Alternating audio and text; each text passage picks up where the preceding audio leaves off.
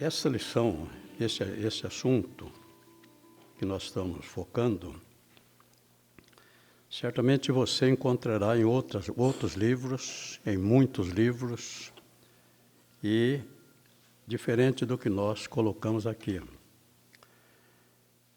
Com o tempo, quem ensina precisa firmar convicções.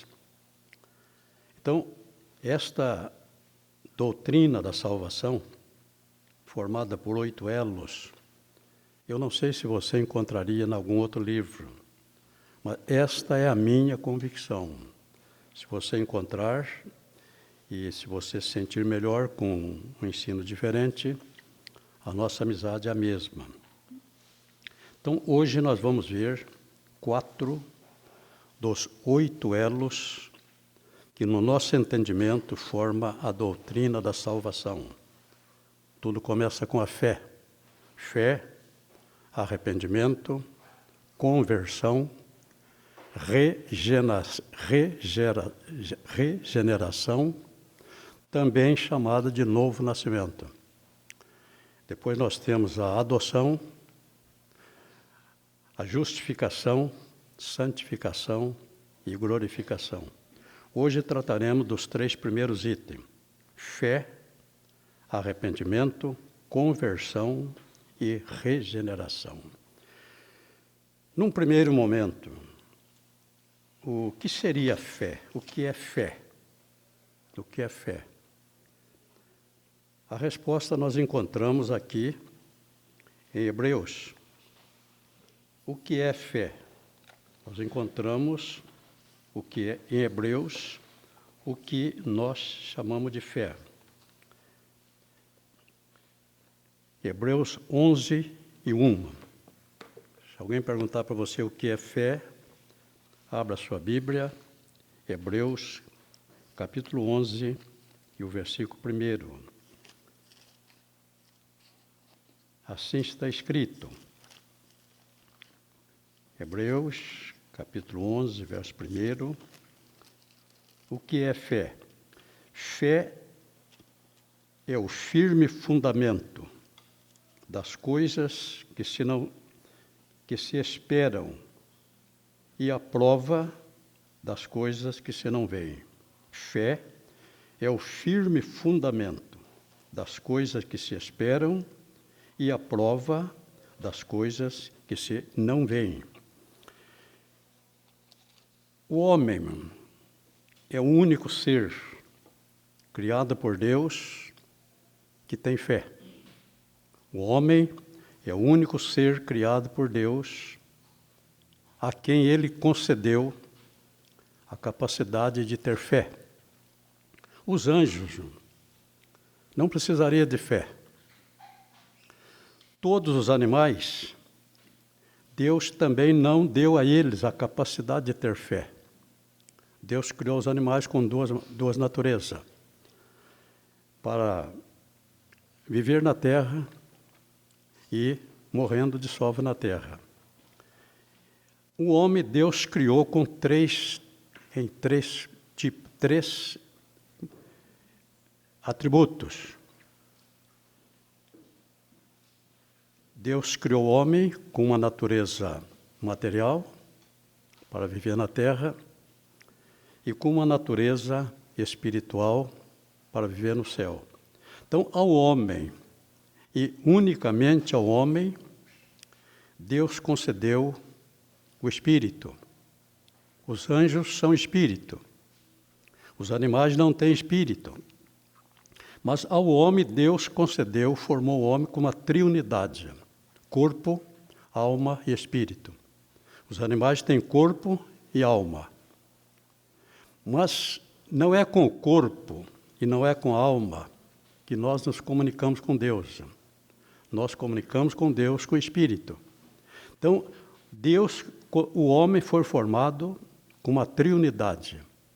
E no espírito do homem, Deus colocou 2 faculdades: a fé e a consciência. O homem é o único ser que possui consciência. E o homem é o único ser a quem Deus colocou a fé. Então, fé. Quantos tipos de fé será que existem? Quantos tipos de fé? Eu diria, quer dizer, no nosso entendimento, existem apenas 2 tipos de fé. Apenas 2 tipos de fé. Fé natural e fé espiritual. Fé natural e fé espiritual. Vamos falar um pouquinho da chamada fé natural. Fé natural. A fé natural é chamada de esperança, fé intelectual. Esta fé natural nasce com o homem e faz parte da natureza humana. Esta fé natural nasce com o homem e faz parte da natureza humana. Portanto, esta é a fé que dá ao homem motivação para lutar, para progredir, para superar dificuldades, diferenciando de dentro do mundo animal. Este sentimento é próprio só do homem. Não existe nos animais irracionais. Quando o homem perde a fé natural, ele cai no desânimo, perde a vontade de viver, de lutar. Acontece com muita gente. Quando isso acontece, o homem entra em profundo estresse, profunda depressão. Então, esta fé natural é ainda a fé natural que faz com que o homem seja um ser religioso. O homem é o único ser religioso. E isto por causa da fé natural.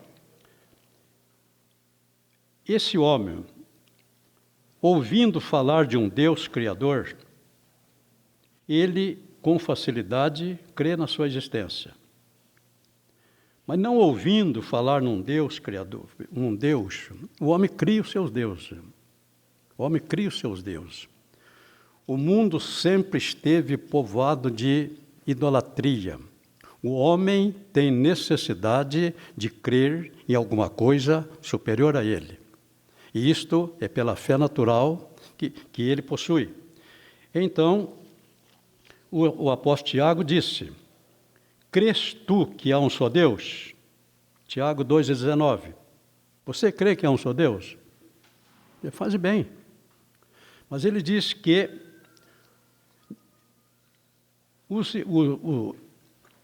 os demônios também creem. É ainda mais, estremece. Então, se esse homem, não ouvindo falar de um Deus Criador, o homem inventa os seus próprios deuses. Ele sente necessidade de crer. Porém, este crer, mesmo que seja no Deus verdadeiro, através da fé natural, não muda a sua vida. A fé natural não leva o homem a Deus e nem traz Deus ao homem. A fé natural não leva o homem a Deus e não traz Deus ao homem. Essa fé natural nunca vai se transformar em fé espiritual. Essa fé natural nunca vai se transformar na fé espiritual. Um dos exemplos fácil de entender sobre a fé natural está no agricultor. Ele tem necessidade de ter uma fé natural. Se o agricultor não tiver fé natural, ele não semeia. Conforme diz Salomão, quem observa o vento nunca semeará, e o que olha para as nuvens nunca cegará. Então, o agricultor tem que ter essa fé natural. Chegando o tempo de semear, ele lança a semente. Agora, germinar já é outra história. Chegando o tempo de colher, ele faz a colheita. Então, a fé natural não se apoia num firme fundamento e pode falhar. Uma praga, a falta, o excesso de chuva, pode prejudicar e destruir a colheita. Então, esse homem tem necessidade de crer em alguma coisa. E eu tenho dito para vocês um pensamento de Plutarco. Plutarco viveu entre o primeiro e o segundo século da nossa era. Plutarco nasceu no ano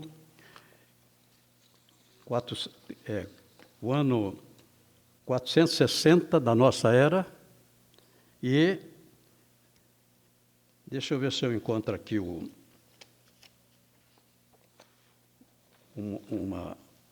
resumo do Plutarco. Plutarco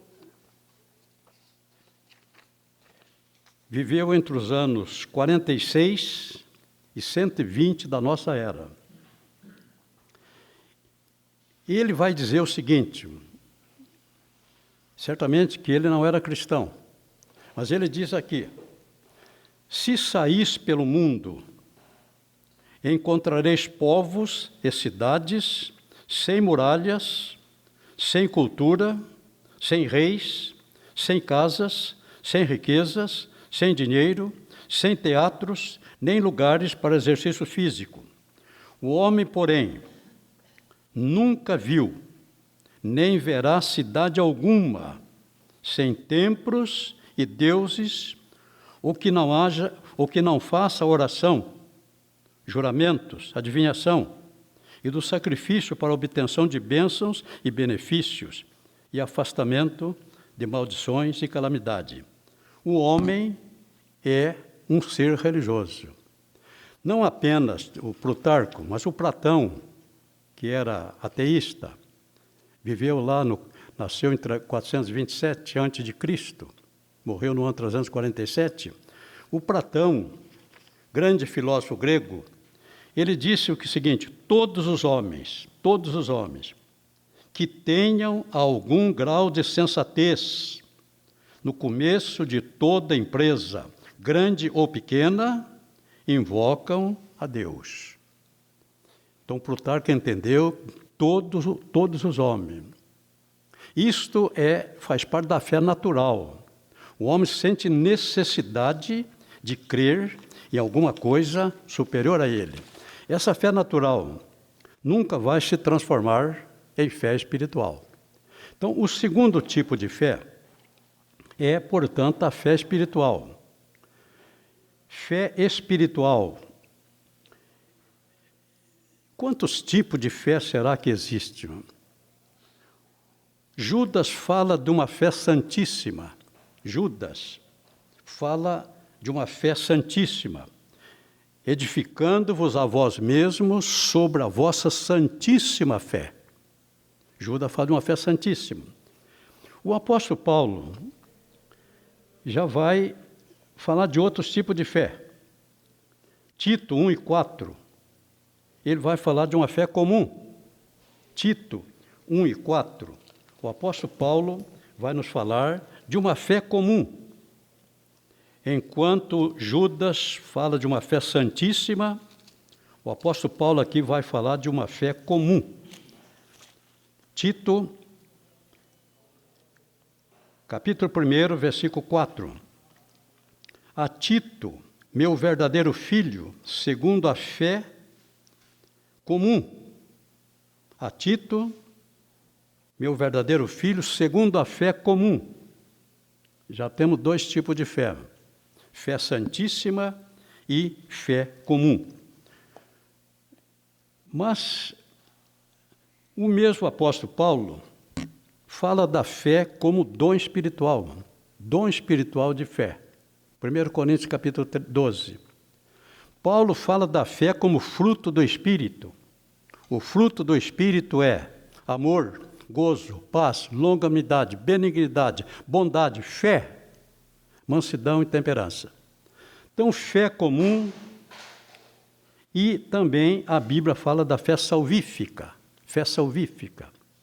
Então, fé comum, fé santíssima, fé salvífica, fé como dom espiritual, fé como fruto do Espírito. Quantas fé será que nós temos?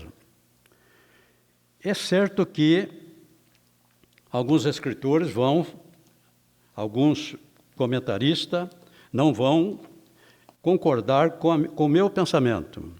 Mas para mim, a fé espiritual é uma só. A fé espiritual é uma só. Então vamos ver isto aqui através da Bíblia. A fé espiritual, Hebreus 12, 2. Hebreus 12, 2. Olhando para Jesus, autor e consumador da fé. Olhando para Jesus, autor e consumador da fé. Para mim, esta é a fé espiritual, da qual Jesus é o autor e o consumador. A fé começa e a fé termina em Jesus. Essa fé, existe uma maneira de nós conseguirmos, de tomar posse dessa fé. Existe uma maneira. Essa fé também, em Efésios 2 e 8, o apóstolo Paulo vai dizer o seguinte, Efésios 2 e 8, o apóstolo Paulo vai nos dizer, porque pela graça sois salvos por meio da fé. Pela graça sois salvos por meio da fé. E isso não vem de vós, é dom de Deus. Então, aqui aparece a fé salvífica, a fé através da qual, tomando posse dessa fé, nós podemos ser salvos. Pela graça sois salvos por meio da fé. Esta é chamada fé salvífica. Ainda o apóstolo Paulo, em Efésios 4 e 5, ele vai nos falar o seguinte, Efésios 4, 5. Efésios 4 e 4. Há um só Deus, e um só Espírito, como também fosse chamados em uma só esperança da vossa vocação, um só Senhor, uma só fé, um só Senhor, uma só fé. Esta é a fé espiritual. E, ao que parece, esta fé é uma só. E esta fé, nós podemos vê-la sob diversas modalidades. Mas a fé é uma só.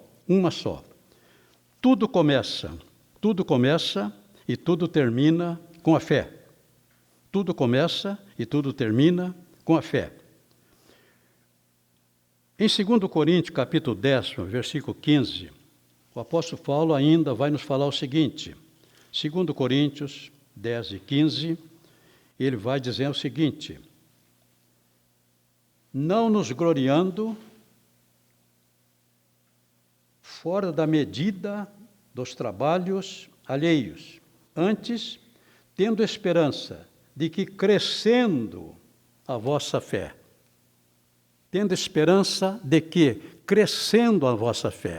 então a fé pode crescer, E Gálatas 5 e 20, ela aparece aqui como a fé como fruto do Espírito. Crescendo a vossa fé. Agora, seria correto pedir a Deus fé? A fé vem pelo ouvir. E ouvir a palavra de Deus. A fé vem pelo ouvir. E ouvir a palavra de Deus. Seria correto orar pedindo fé? Deus me dê fé. Seria correto? Eu penso que não. Eu penso que não. Mas alguém que não presta atenção no que lê, vai pensar, não, mas Jesus mandou pedir fé. Eu não conheço esse versículo. Eu conheço um versículo no qual os apóstolos, capítulo 17, versículo 5, Bíblia, nós precisamos ler com atenção. Quando a gente estuda a Bíblia, além de ler com atenção, a gente precisa ler procurando versículos correlatos, versículo que dê sustentação a este. Então aqui aconteceu um incidente. Lucas, capítulo 17, versículo 5. Muita gente usa esse versículo para dizer que nós precisamos pedir fé, assim como os discípulos pediram. Mas aqui na minha Bíblia está escrito o seguinte: disseram então os apóstolos ao Senhor, acrescenta-nos a fé. Acrescenta-nos a fé. Eles estão pedindo fé? Não, eles já têm fé. Mas Jesus está tratando de um assunto tão delicado que eles sentiram que precisavam de mais fé. Então, eles oraram pedindo, Senhor, acrescenta-nos a fé. Isso você pode fazer. A fé vem pelo ouvir, e ouvir a palavra de Deus. E essa fé pode ser acrescentada. Duas coisas que nós não podemos pedir: fé e tempo. Fé e tempo. Será que tempo nós não podemos pedir? Duas coisas que nós não podemos pedir. Primeiro, fé, porque a fé vem pelo ouvir e ouvir a palavra de Deus. Quanto mais você ouvir, mais a sua fé poderá crescer.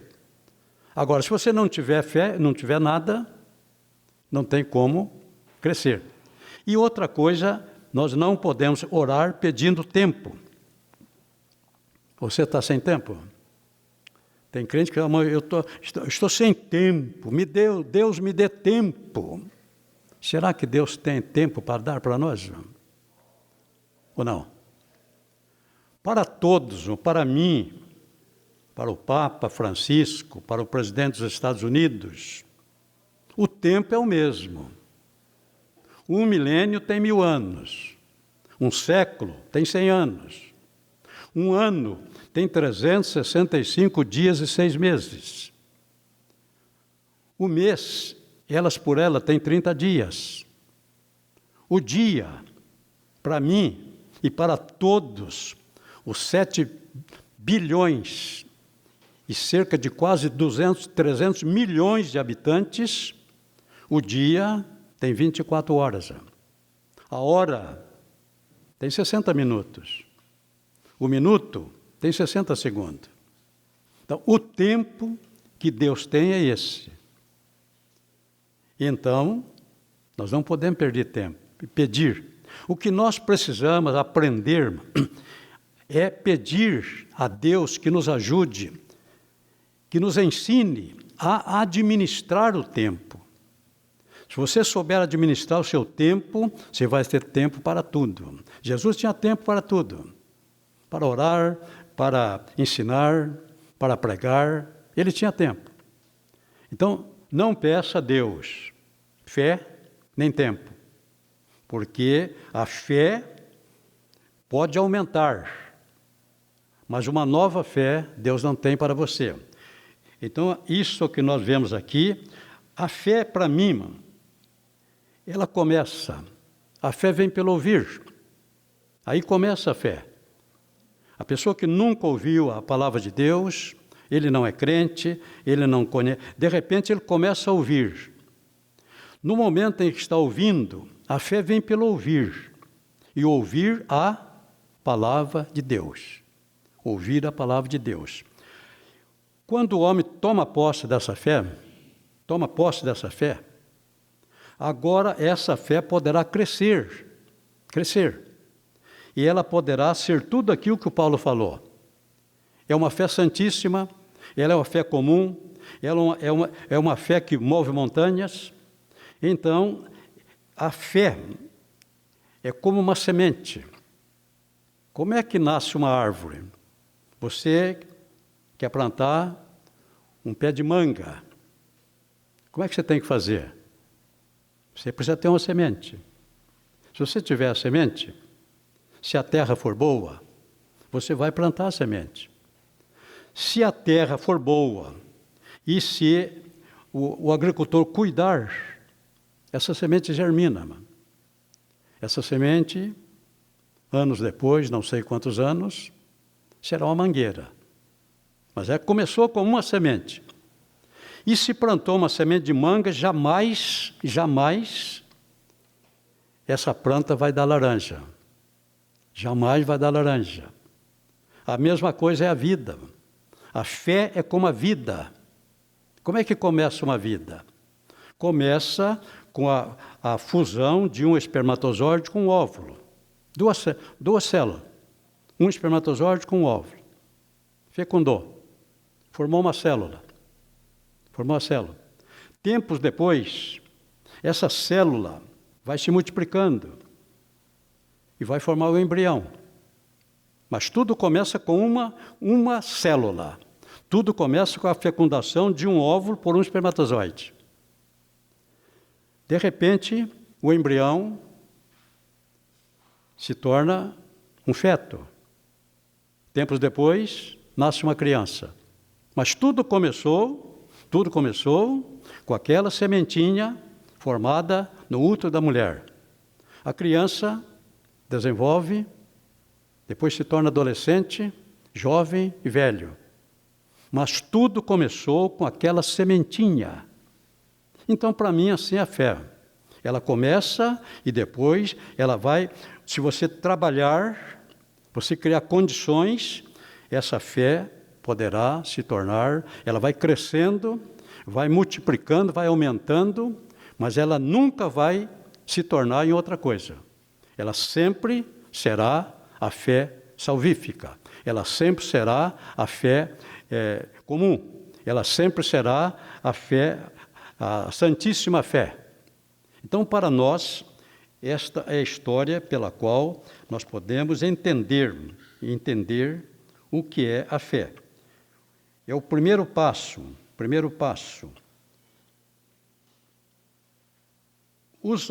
No dia do Pentecoste, uma grande multidão estava ouvindo a palavra de Deus.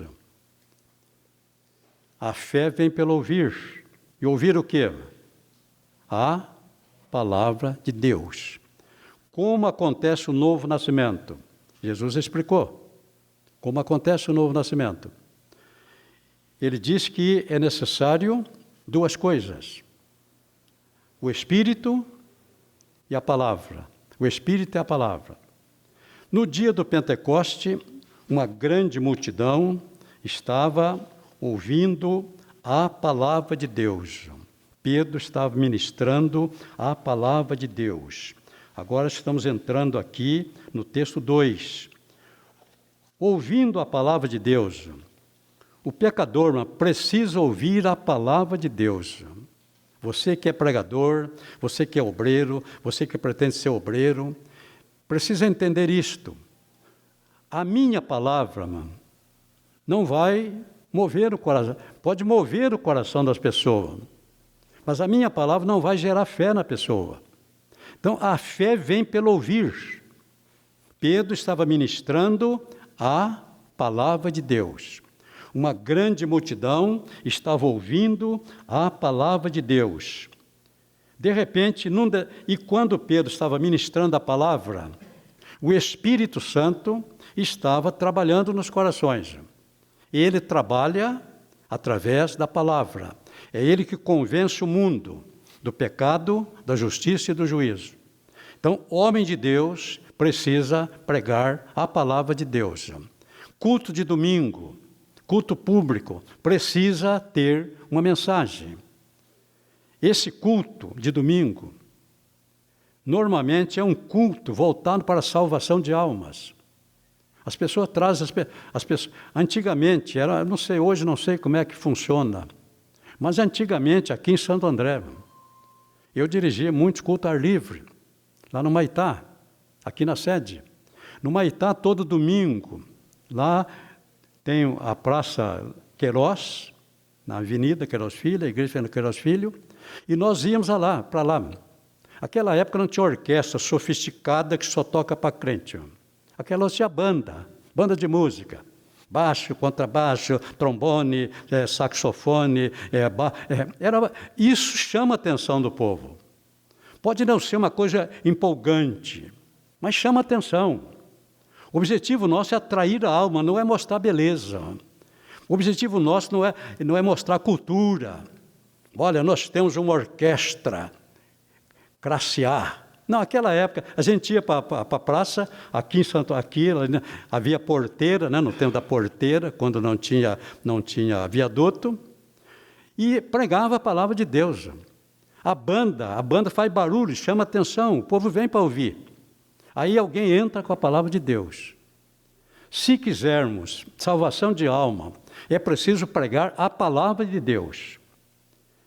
O pecador vem aqui para a igreja, eu já comentei isso com vocês, o seu amigo, seu parente, seu vizinho, ele, sendo um homem natural, ele não tem essa fé espiritual, ele não tem essa fé que nós temos, ele acredita em tudo, acredita, tem os seus deuses, e a única coisa que ele pensa é que ele não está pecando. Então você convida para vir à igreja, e ele não vem, você insiste, um dia, para ficar livre de você, ele vem. Mas quando ele entra aqui, ele entra sabendo que não tem pecado nenhum. Eu nunca matei, eu nunca roubei, eu não faço mal para ninguém, a minha vida de casa para o trabalho, do trabalho para casa, eu não tenho pecado nenhum, meu Deus. Mas nessa noite tem um homem de Deus pregando a palavra de Deus. E quando o homem de Deus está pregando a palavra de Deus, o Espírito Santo faz a parte dele. O Espírito Santo trabalha no convencimento. É ele que convence. O homem está pregando. Pedro estava pregando a palavra de Deus. Aquela grande multidão estava ouvindo a palavra de Deus. O Espírito Santo estava trabalhando nos corações. É ele que convence o homem do pecado, da justiça e do juízo. De repente, lá aconteceu. De repente, na nossa igreja acontece. Aquele homem que entrou aqui sem pecado nenhum, de repente, ele começa a ficar meio incomodado. O Espírito Santo vai incomodando. Ele fica, de repente, ele cai em si. E aconteceu com Cornélio. Cornélio, certamente, quando Pedro começou a pregar, Cornélio cria nos deuses de Roma. O que não faltava em Roma era deuses. Todo romano tinha seus deuses, para todos os gostos. O Cornélio adorava os deuses de guerra, os deuses poderosos. Ele tinha o seu Deus. Mas naquela noite, quando Pedro estava pregando a palavra de Deus, o Espírito Santo estava trabalhando no coração do Cornélio. E, de repente, ele foi ficando incomodado. E, de repente, o seu convidado vai ficando incomodado. E, de repente, o Espírito Santo convence do pecado, da justiça e do juízo.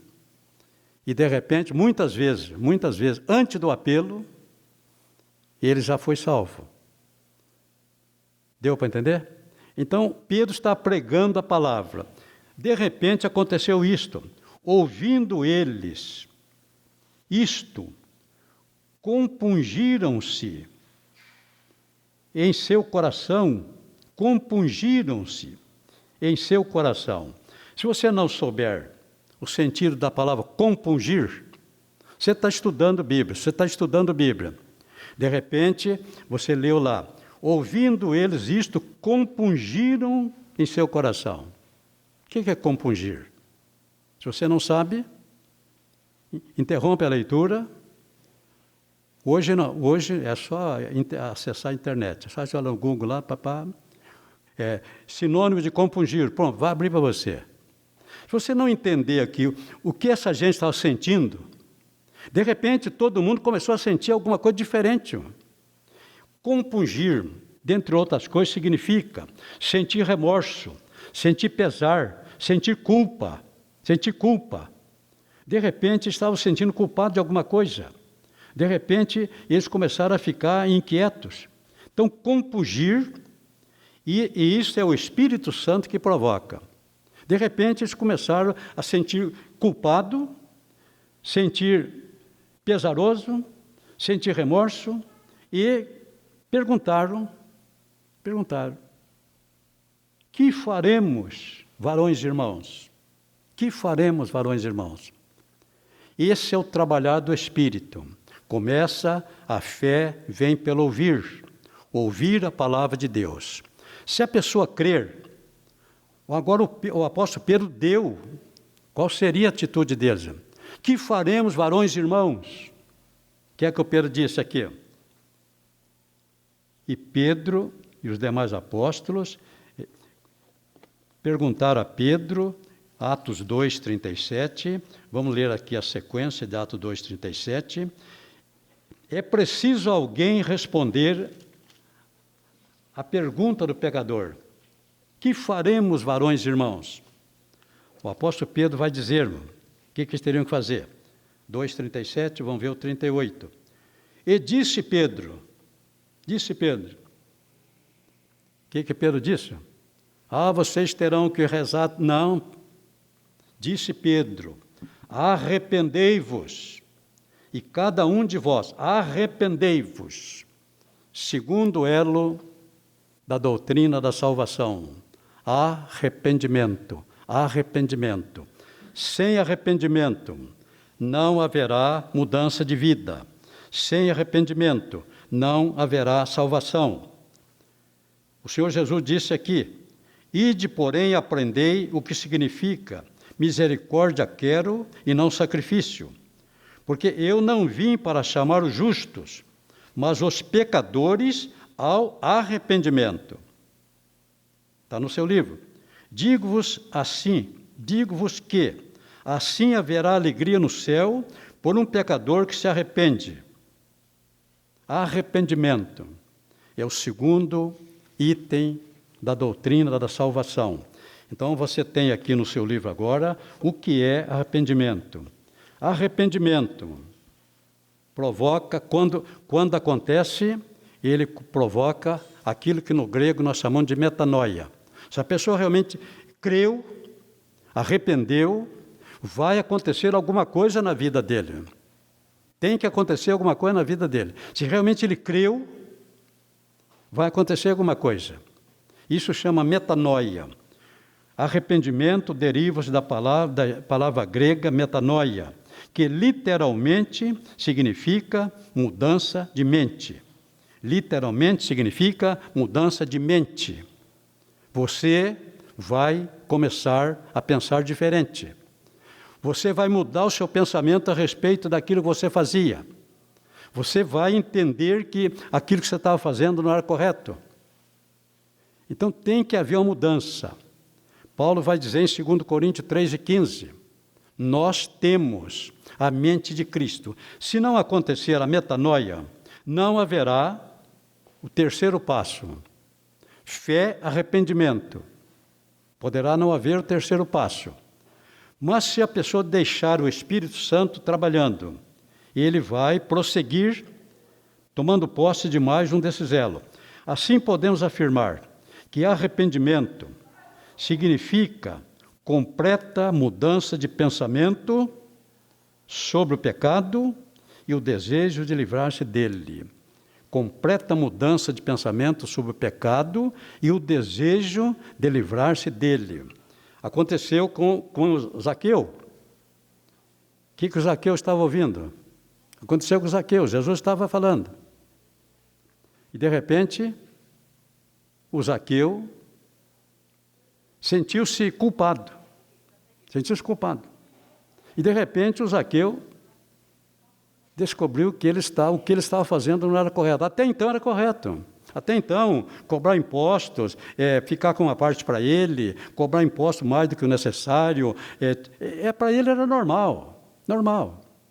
Agora, ele começou a sentir-se culpado por aquilo que ele fazia e pensava que era plenamente normal. É isso que acontece com o pecador. Para ele tudo é normal. até o dia em que ele começa a ouvir a palavra de Deus. Se ele der lugar ao Espírito Santo, vai acontecer alguma coisa. Então, consciência do pecado, um ato preliminar do arrependimento. Primeiro, o pecador tem que ter consciência do pecado. Se ele não tiver essa consciência do pecado, o processo não vai prosseguir. Arrependimento é a principal exigência para que haja perdão de pecado. Não poderá haver arrependimento se não houver consciência de culpa. No caso do pecado, o homem não poderá mudar de opinião a seu respeito, sentir tristeza por causa dele. O homem não poderá mudar de opinião a seu respeito, sentir tristeza por causa dele e querer livrar-se do mesmo, sem que antes reconheça ser pecador. Se não reconhecer que é pecador, Jesus não pode fazer nada e também o Espírito Santo não pode. O homem natural não reconhece sua culpa. O homem natural está morto. O homem natural está morto. Mas as vossas iniquidades, o que é morte? Morte é separação. Então, o homem, o pecador, está separado de Deus. Por quê?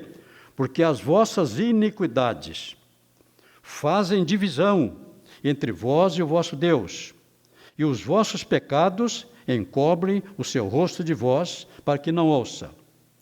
Agora, se o homem creu, tomou posse, agora vai acontecer e vos vivificou. Então, o terceiro item aqui, então há uma coisa que o homem precisa fazer. Aconteceu com Zaqueu, aconteceu com o filho pródigo. O filho pródigo, para ele estava tudo bem, até que ele entendeu que a situação dele precisava mudar. Mas se ele ficasse só pensando, a situação não ia mudar. Existe alguma coisa que o homem precisa fazer. Então, Davi, porém, pecou. E, de repente, o Davi encontrou a maneira de cobrir o seu pecado. Pronto, para ele está resolvido. Até que o Senhor manda lá um homem de Deus falar com ele, o profeta Natã. Davi estava sossegado, resolveu o problema, está sossegado. Quando o homem de Deus levou a ele a mensagem de Deus, ministrou a ele a palavra de Deus, imediatamente o Davi tomou consciência do seu pecado. Então, o mesmo acontece hoje com o pecador. Aconteceu com Zaqueu, está aí no seu livro. Aconteceu com o filho pródigo. Esse é o segundo passo, arrependimento. Havendo arrependimento, o terceiro passo é a conversão. Havendo arrependimento, agora o terceiro passo é a conversão. O que é converter? Conversão é virar e caminhar em direção oposta. Esse mesmo vocábulo procede da palavra fusão de dois termos latinos. Convertere. Com tem o sentido de totalmente, sendo que vertere significa virar. Conversão é virar totalmente. Eu já mostrei isso para vocês.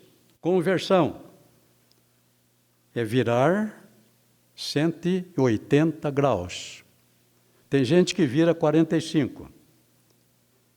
Tem gente que vira um ângulo reto, 90. Mas tem gente que consegue dar a volta, 180 graus. Meia volta. Não é uma volta. Uma volta são 360 graus. Então, converter significa mudar de direção. Esse homem está indo para baixo. Esse homem está indo para o inferno. Para ele está tudo bem, porque a correnteza está levando. Agora, quando ele ouve a palavra de Deus, e quando ele dá ouvido ao Espírito Santo, Quando ele crê, se arrepende, tem que haver este movimento, conversão. Conversão. Pronto. Não são 360 graus. Ele tem que fazer meia volta. Meia volta. Isso chama conversão. O homem está indo numa direção. E essa direção, para ele, será o mar da eternidade, o inferno. Agora ele vai fazer meia volta. Meia volta. E nesse exato momento dele fazer a meia volta, vai acontecer os demais itens que nós vamos ver na sequência. Se ele não fizer meia volta, se ele não converter, a vida para ele continua. E muitos perdem a oportunidade. Se hoje ouvirdes a sua voz, não endureçais o vosso coração. Então muita gente ouve, tem a oportunidade e perde a oportunidade. Eu estava uma vez numa igreja aqui em São Jorge, um domingo, pregamos lá. Depois o pastor fez o apelo no final e o pastor foi insistindo no apelo. E lá havia um jovem que estava desviado, era crente, desviou, foi para o mundo, ele estava lá. E o pastor insistiu no apelo e, de repente, ele chamou o jovem pelo nome. Você, meu filho, fulano, Deus está dando para você uma oportunidade. Olha, pastor, hoje não, amanhã, domingo eu vou voltar. Pronto. Ali em Guaraciaba tem um lago lá chamado Tancão. E todo mundo ia nadar lá. E naquela semana ele foi nadar lá. E naquela semana ele morreu. Não houve uma segunda oportunidade. Hoje, se ouvirdes a sua voz, não endureçais o vosso coração. Quando Deus dá uma oportunidade, o homem toma posse dela. Eu tomei posse dela, eu me lembro, uma tarde de domingo, eu era um adolescente. Mas deu certo, eu era adolescente. E deu certo. Estou aqui até hoje. Então, tudo vem pelo ouvir e ouvir a palavra de Deus. Ouvindo a palavra de Deus, o Espírito Santo faz a parte dele. Se o homem deixar o Espírito Santo trabalhar, vai haver a conversão. Ato contínuo. Esses 8 itens não acontecem um depois do outro. São atos contínuos. Da conversão, nós vamos aqui ao terceiro item. Da conversão, nós vamos ao terceiro item.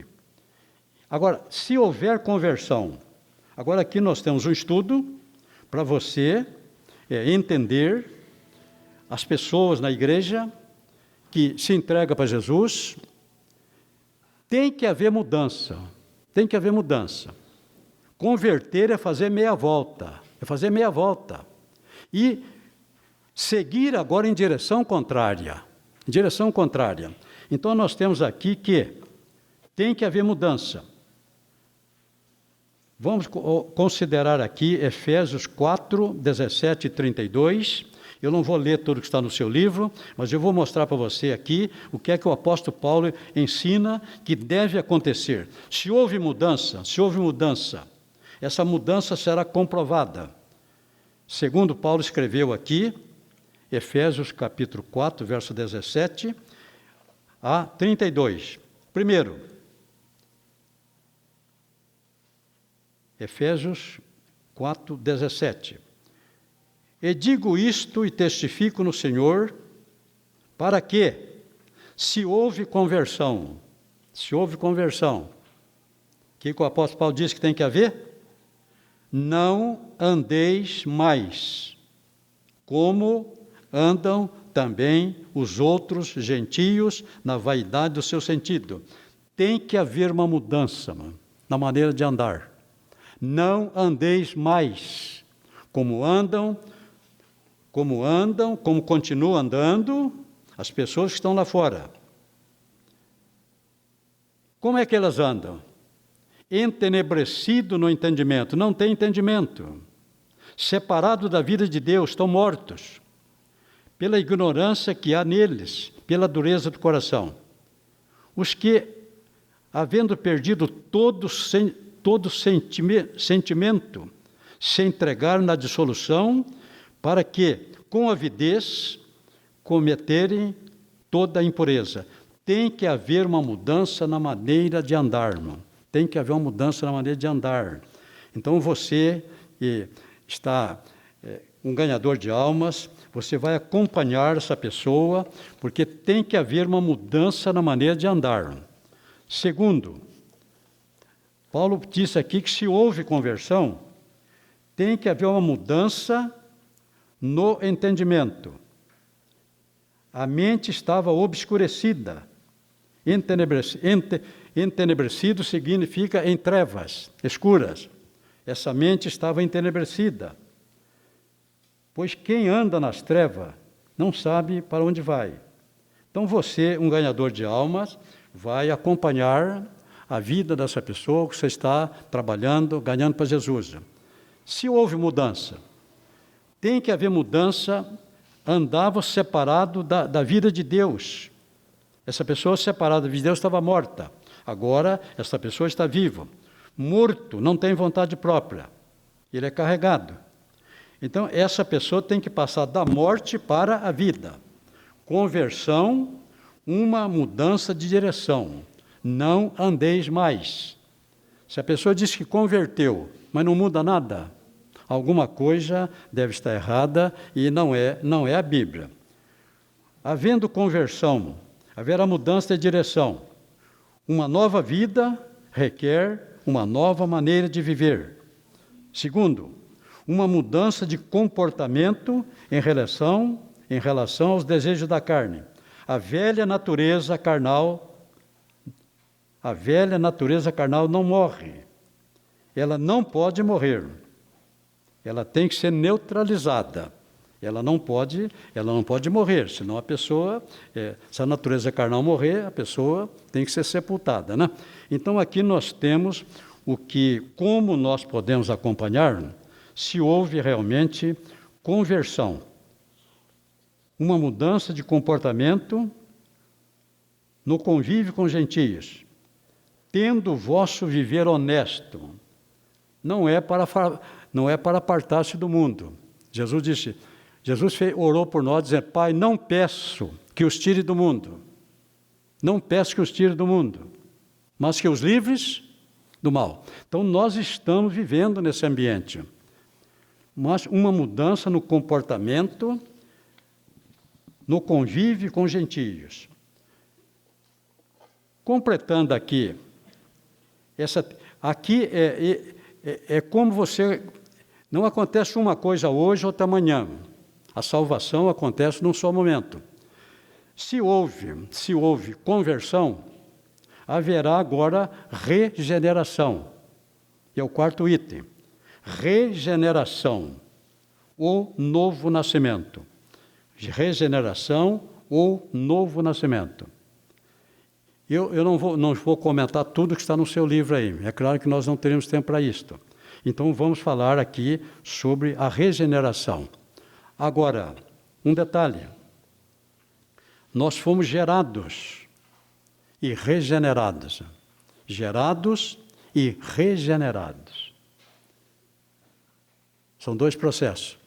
Nós fomos gerados e fomos regenerados. Regenerados.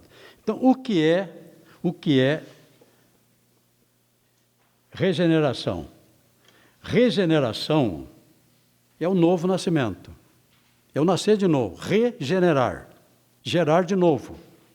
Novo nascimento. E vocês não imaginam quanto eu apanhei com tudo isso. Quanto eu apanhei. Eu não tive a oportunidade que vocês estão tendo. Eu fui levando a vida, tentando aprender sozinho. E uma época na Assembleia de Deus que o ensino era um negócio meio complicado, não havia ensino bíblico. Os cultos eram para falar de costume, para cá, e não havia esse ensino bíblico. E a gente foi aí apanhando devagar, aprendendo devagar, e fomos montando o nosso pensamento. Então, nós fomos gerados. E fomos regenerados. gerados e regenerados. A regeneração é a segunda parte, gerados e regenerados. Os que não foram regenerados, continuam gerados e vão sendo degenerados. Nós fomos gerados e regenerados. Se não passarmos pela regeneração, nós prosseguimos na degeneração. Então, regeneração é nascer de novo, é o novo nascimento. Nascemos da vontade da carne e nascemos da vontade de Deus. Então, nós que nascemos duas vezes, eu fui gerado e fui regenerado. Duas vezes. Eu fui gerado e fui regenerado. 2 capítulos da minha vida. Como eu nasci duas vezes, nasci no sentido físico e nasci no sentido espiritual, eu vou morrer apenas uma vez. Quem foi gerado duas vezes, vai morrer uma. E se Jesus vier, nem a segunda vai acontecer. Então, se você entender a diferença entre um crente e um não crente, entre um crente empregado e o patrão descrente, entre o crente que não é nada e um presidente da República, se você entender a diferença, você vai servir ao seu Deus melhor. O problema nosso é que nós não sabemos quem nós somos. Nós não temos consciência do que Deus fez e está fazendo na nossa vida. De repente, a nossa vida vira aquela rotina. Nós fomos gerados e nós fomos regenerados. Nascemos duas vezes. Vamos morrer uma só. Vamos morrer no sentido físico. Se Jesus não vier, se vier, nem isto.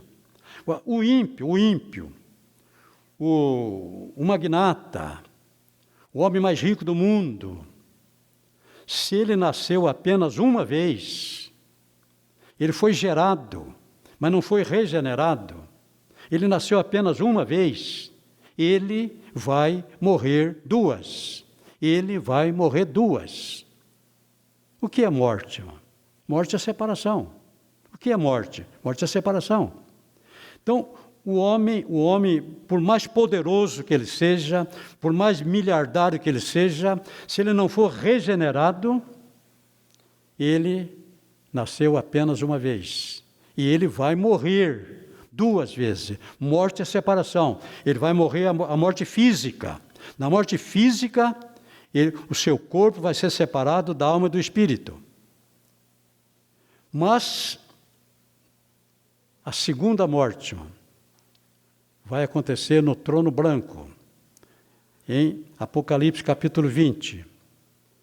Separação eterna de Deus. Apartai-vos, malditos, para o fogo eterno preparado para o diabo e seus anjos. Essa é a segunda morte. Então, quem não foi regenerado vai continuar sendo degenerado e vai morrer nesse estado. Se nós entendermos o que é ser crente, o que Deus fez por nós, o que Jesus tem feito por nós, o que o Espírito Santo tem feito por nós, Ele nos regenerou, Ele nos deu uma nova vida, e nós vamos morrer apenas uma vez. Um dia o nosso corpo vai ser separado da alma e do espírito. Essa é a morte física. Mas não haverá a segunda morte, porque nós viveremos eternamente com Deus. Deu para entender quem você é, mano? Deu para entender o que Deus está fazendo na sua vida? Deu para entender o que é ser crente? É ser regenerado. Vamos falar então aqui um pouquinho da regeneração. Esse é um prefixo. O português ajuda bastante. É um prefixo. O que significa? É uma repetição. Ver, reaver. Então aqui, regeneração, é o processo pelo qual nós tomamos posse de uma nova vida. O que não é regeneração? Vamos ver aqui o que diz o profeta Isaías, no capítulo 64, versículo 6. O que não é regeneração? Isaías 64, versículo 6, ele vai dizer o seguinte, livro do profeta Isaías 64, versículo 6, diz aqui, mas todos nós somos como um imundo, e todas as nossas justiças como trapo de imundície, e todos nós caímos como a folha, e as nossas culpas, como o vento, nos arrebentam. Este é o homem que não passou pelo processo da regeneração. Ainda o Senhor Jesus vai dizer aqui, Mateus, regeneração não é melhorar a pessoa, não é reformar a pessoa. Regeneração significa uma nova vida, nova vida. Ele não nos melhorou, nós não estamos melhores, nós fomos transformados. Então aqui vamos ver que regeneração não é remendo. Nós não sofremos uma intervenção para nos melhorar, não. Regeneração não é remendo. Mateus 9,16. Mateus 9,16. Vamos ver o que o Senhor Jesus vai dizer aqui. Mateus capítulo 9, versículo 16. Ele vai dizer o seguinte. 9,16. Ninguém deita remendo de pano novo em veste velha. Regeneração não é melhorar a pessoa. Regeneração não é colocar um remendo. Regeneração é novo nascimento. Regeneração é novo nascimento. A pessoa vai nascer de novo, vai se tornar uma nova criatura. Essa nova criatura vai receber vestes, e as nossas vestes não têm nenhuma semelhança com este vestido velho, aqui, do qual Jesus disse, não se deita remendo de pano velho, novo, em vestido velho. A salvação não é uma melhora, não melhorou um pouco, não. A salvação nos fez de novo, nós nascemos de novo, Regeneração não é misturar duas substâncias. Regeneração é transformação. João capítulo 2, Jesus está fazendo um milagre de transformação. Você conhece esse milagre. Ele mandou encher as talhas de água. Enchem de água essa talha. Pronto. Agora depois ele perguntou, alguém tem um tonel de vinho? Eu vou misturar nessa água aqui. Foi isso? Não foi isso, né? Então, regeneração não é mistura.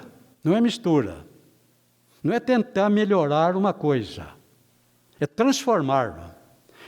Aquela coisa tem que ser transformada em outra coisa. Colocaram água. Mas quando chegou lá para começar era vinho. Aquela água foi encontrada depois? Aquela água nunca mais voltou a ser água. Aquela água nunca mais foi encontrada. Ela foi transformada. Se nós nascemos de novo, o velho homem não pode mais ser encontrado. Ainda mais aqui, o que não é regeneração. Qual foi a providência que Adão tomou quando viu que estava nu? Qual foi a providência dele? Ele fez veste. Ele vestiu ele e a mulher. Estava vestido. Mas regeneração não é alguma coisa que o homem pode fazer. Deus aprovou aquela roupa? Não aprovou. Deus fez roupa para eles. Aquela veste de folha, aquela veste de folhas, foram encontradas depois? Nunca mais foi encontrada. O que era velho se passou, tudo se fez novo. Aquelas vestes de folhas nunca mais foram encontradas. Ainda mais. Então, os trapos velhos, vestido velho, água, aventais, nunca mais foram encontrados. Nunca mais foi encontrado. O velho homem que era você, mano, nunca mais vai ser encontrado. Se já ressuscitaste com Cristo, o velho homem foi sepultado. O velho homem não pode mais ser encontrado em nós, porque nós somos uma nova criatura. Aquele velho homem morreu, foi sepultado. Agora, diz Paulo, nós ressuscitamos. Se já ressuscitaste com Cristo, Colossenses capítulo 3, se já ressuscitastes com Cristo, onde é que está o velho homem? Se já ressuscitaste com Cristo, buscai as coisas que são de cima. O velho homem tem que mudar. Antes esse velho homem ficava correndo atrás de coisas terrenas, materiais. Agora a prioridade dele, irmão. Se não houver essa mudança, alguma coisa está errada. A prioridade do homem de Deus agora é esta: se já ressuscitaste com Cristo, buscai as coisas que são de cima, onde Cristo está assentado à destra de Deus. Se você encontrar um crente aí correndo atrás de coisas materiais, só materiais, não vai à igreja, não tem tempo, está totalmente envolvido com as coisas materiais, alguma coisa pode estar errado. Alguma coisa pode estar errado. Regeneração fala de mudança. Mudança. Surge uma nova criatura. Ainda aqui, o apóstolo Pedro, no capítulo 2, versículo 23, da sua primeira epístola, vamos ver o que o apóstolo Pedro vai dizer aqui. Primeira epístola de Pedro, capítulo 2, versículo 23.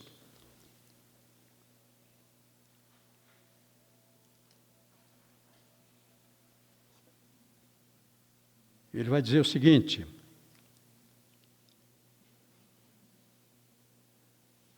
o qual, quando injuriavam, não injuriava, e quando padecia, não ameaçava, mas entregou aquele que julga justamente. Então, esse novo nascimento muda os nossos propósitos. Regeneração é o nascer da água e do Espírito. Conforme Jesus disse a Nicodemo, necessário te é nascer de novo. É o poder sentir.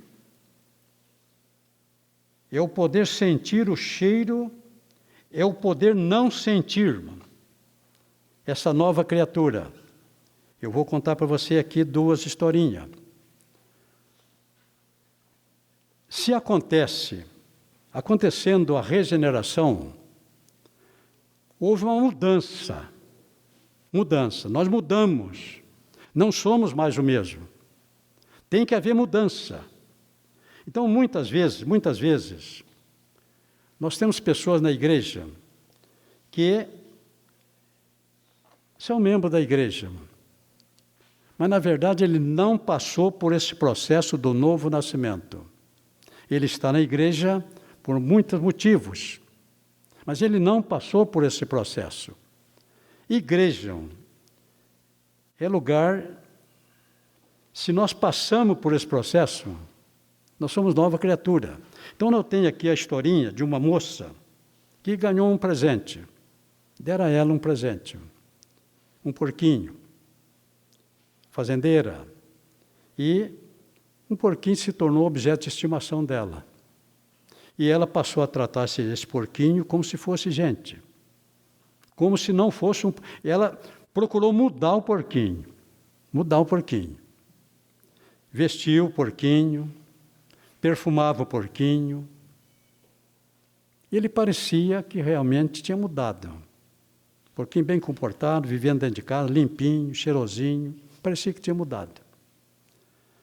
Mas um dia, ela esqueceu a porta aberta e choveu. E lá de dentro da casa, o porquinho sentiu o cheiro da lama. Não pensou duas vezes. Saiu correndo, se espojou na lama, se realizou na lama, porque ele não havia passado por esse processo. Ele não tinha havido uma regeneração. Ele era um porco, o mesmo porco. Então, nesse sentido, pode encontrar na igreja pessoas que estão aqui, são bem comportadas, parece crente, mas são pessoas que não passaram pelo processo do novo nascimento. Na primeira oportunidade que tiverem, vão sentir o cheiro da lama. O homem novo, ele se realiza com o perfume da rosa de Sharon. A rosa de Sharon. Essa rosa de Sharon, será que é Jesus ou é a igreja? Será que é Jesus ou é a igreja? Eu já vi muita gente aplicando a rosa de Sharon para Jesus. A rosa de Sharon fala da tsunamita. A rosa de Sharon fala da igreja. E essa rosa tem um perfume muito agradável. Então, se não houver transformação, se não houver novo nascimento, a pessoa vai permanecer até que tenha uma oportunidade. Aí você tem a história dos 3 tipos de cães. Um cão com coleira. Um cão com coleira. Então nós temos aqui, está no seu livro, esse cão, o cão sem coleira é o homem que não tem nenhum compromisso com Deus. É o cão vira-lata. Ele está na rua, ele vai para onde ele quer. Ele come se encontrar, se não encontrar, ele não come, e ele dorme onde quer. Ele não tem dono, não tem compromisso. Esse é o homem que está lá fora no mundo. Agora, esse homem, alguém pode pegar esse cão, colocar numa coleira. E fazer esse cão na coleira vai mudar a maneira dele ser. Ele tem que andar junto com o seu dono. Eu vejo sempre pela rua aí alguém segurando a coleira de um cão. Esse cão é obediente porque ele está na coleira. Novo nascimento, para o novo nascimento, crente que passou pelo processo da regeneração, ele não precisa de coleira. Aí você tem o 3º tipo de cão, andando ao lado do dono, mas sem precisar de coleira. Então, quando nós passamos pelo processo do novo nascimento, nós nos tornamos uma nova criatura. As coisas do mundo perdem aquela atração tão grande que tinha sobre nós. E nós, agora, passamos a pensar nas coisas que são de cima. Olha, nós temos ainda, poderíamos aqui,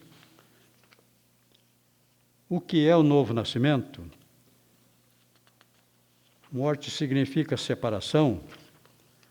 Regenerar não é reformar. Regenerar é o nascer da água e do Espírito. Esse nascer da água e do Espírito nada tem a ver com o batismo nas águas. Esse nascer da água e do Espírito tem tudo a ver com o batismo no corpo de Cristo. Batismo no corpo de Cristo. Vamos rapidamente relembrar com vocês o conceito do batismo no corpo de Cristo. Nós vamos encontrar aqui o apóstolo Paulo falando sobre isso em Efésios, e também vamos encontrar falando sobre isto em Colossenses. Então, esse novo nascimento fala do batismo no corpo de Cristo. Então, Paulo aqui em Colossenses, ele vai, de Colossenses nós vamos lá, Colossenses capítulo 1, versículo 14. Em quem temos a redenção pelo seu sangue, a saber, a remissão dos pecados, o qual é a imagem de Deus invisível, o primogênito de toda a criação, porque nele foram criadas todas as coisas que há nos céus, na terra, visíveis e invisíveis. Então, quando nós passamos por esse processo do novo nascimento, nós nos tornamos uma nova criatura. As coisas velhas se passaram. Eu não vou continuar aqui com vocês, porque o que está no seu livro, agora nós vamos finalizando apenas a diferença que existe. Pelo novo nascimento, nós fomos colocados no corpo de Cristo, que é a igreja. E nós sabemos que o Espírito Santo habita em nós. Então, a pessoa que nasce de novo, que passa por esse processo, tem condições de servir a Deus. E o servir a Deus não é um peso. Ela tem condições por uma razão. O Espírito Santo habita dentro do homem. O Espírito Santo habita dentro do homem. Não sabeis que sois o templo do Espírito, sois o templo de Deus e que o Espírito de Deus habita em nós? O Espírito habitando dentro de nós. E o Espírito Santo só vai habitar numa pessoa que passou pelo processo do novo nascimento. Ele só vai habitar nesse novo homem. E esse novo homem tem um privilégio que os judeus não tiveram. Por isso o judeu não conseguiu servir a Deus. O judeu era um homem comum. No Antigo Testamento, o Espírito Santo nunca habitou em ninguém. Nunca habitou em ninguém. Ele descia sobre 3 tipos de pessoa: reis, sacerdotes e profeta. Ele descia sobre, mas ele não ficava nele. Simbolicamente, o sacerdote ungia o rei com azeite. Simbolicamente, o sacerdote ungia o profeta com azeite. Ungia o sacerdote com azeite. Ele recebia o Espírito Santo, mas o Espírito Santo não habitava nele. Hoje, o nosso privilégio é muito maior. O Espírito Santo habita em nós. O Espírito Santo habita em nós. Então, o homem que nasceu de novo, ele se torna o templo do Espírito Santo que habita em nós. E habitando em nós, a facilidade que nós temos para resistir à tentação, para resistir ao pecado, é muito maior. O Espírito de Deus habita em nós. Na próxima aula nós vamos falar sobre os 4 itens finais. O que acontece quando ocorre o novo nascimento? Ato contínuo, o homem recebe a justificação, a adoção, a santificação e a glorificação. Então, a doutrina da salvação é formada por esses 8 elos. E que acontece simultaneamente. Ou nós fomos salvos, e se fomos salvos, nós fomos batizados no corpo de Cristo. Nós fomos colocados no corpo de Cristo, que é a igreja. E esse é o batismo no corpo de Cristo. Esse batismo é feito pelo Espírito Santo. Agora, nós teremos todas as condições favoráveis para sermos fiéis ao nosso Deus. Foi muito bom estar com vocês. Essa aula está gravada. Se você quiser assisti-la, no sábado já estará à sua disposição, bem como todas as demais. Desde o livro de Teologia do Obreiro, todas as lições estão gravadas. E isto vai permanecer, pelo menos enquanto houver esse problema da pandemia. Muitos alunos nossos ainda não puderam voltar. Então, nós liberamos a gravação para todos aqueles que quiserem nos acompanhar. Isso terá um tempo determinado por Deus, que nós não conhecemos. Esperamos que esteja muito breve, né? Bendito Deus e Pai, graças te damos, Senhor.